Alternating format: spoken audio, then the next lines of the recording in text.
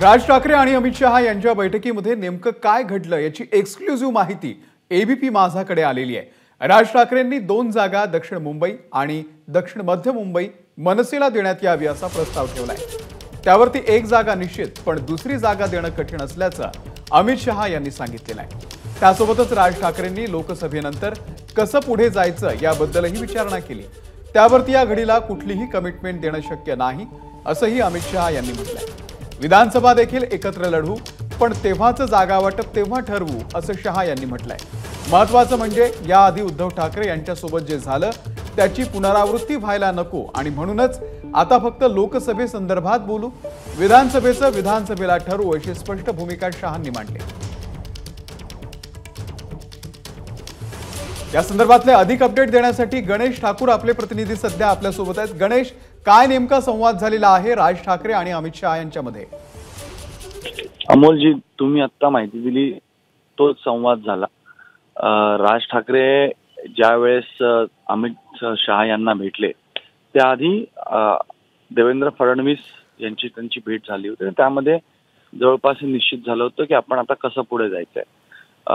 हे सगळं ठरल्यानंतरच राज ठाकरे हे दिल्लीला गेले आणि अमित शहांसोबत पण त्यांनी स्पष्टपणे त्यांच्या मनातले मुद्दे म्हणा किंवा त्यांना जे हवं आहे ते त्यांच्याशी त्यांनी चर्चा केली। त्यांचं असं मत होतं, माझी अशी माहिती आहे की सुरुवातीला 3 जागांपासून भाजपच्या राज्य स्तराच्या नेत्यांशी राज ठाकरेंची चर्चा झाली की त्यांना जवळपास 3 जागा देण्यात याव्या, पण तसं तिथूनच म्हणजे मुंबईमध्येच बैठकीमध्ये हे शक्य नाही असं सांगितलं गेलं। पण मग चर्चा 2 जागांवर आली।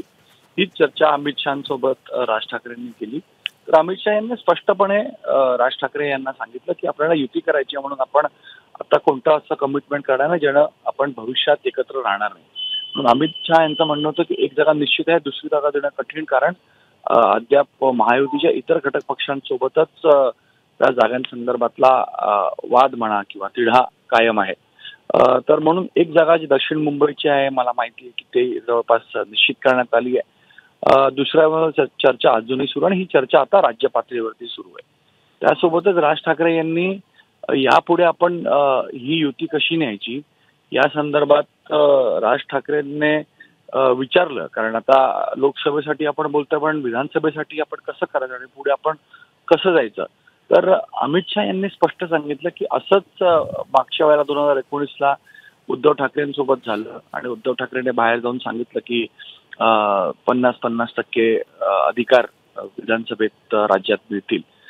म्हणून आता आपण तशी अडचण भविष्यात आपल्यासोबत न यावी यासाठी आता कोणती कमिटमेंट आपण करणार नाही। जे काही असेल ते आपण विधानसभेत बोलू, विधानसभेतही सोबत राहू, पुढेही सोबत राहू, पण आता विधानसभेला जागा किती, कोणत्या जागा हे सांगणं खूप कठीण आणि ते आता सांगणं उचितही नाही, कारण आता झालेले कमिटमेंट पुढे जाऊन कशी राहते हे आता सांगणं कठीण असेल।